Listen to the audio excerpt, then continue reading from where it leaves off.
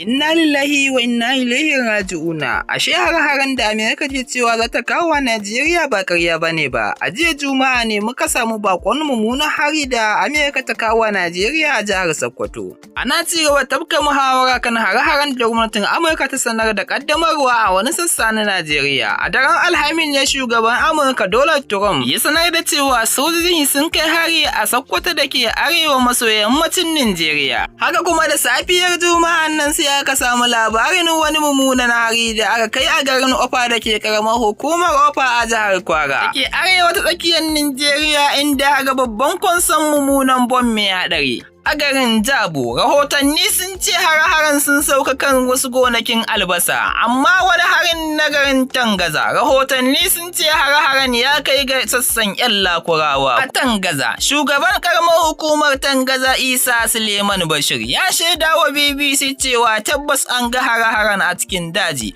kuma har-haren sansanonin 'yan ta'adda ne inda aka yi harin. Daga cikin wuraren da aka yi har-haren sun haɗa da wani ƙauye da ake kira da Tandami. Sai dai mun samu magana da ta fito daga bakin Bulama, inda yake cewa Trump ya fara magana kan matsalolin tsaro da Najeriya ke fuskanta kimanin wata 2 da suka wuce. Sai dai rahotanni sun ce shugaban ƙasa Bola Ahmed Tinubu zai fito ya yi jawabi domin kwantarwa da al'ummarsa hankali. Ku biyo mu.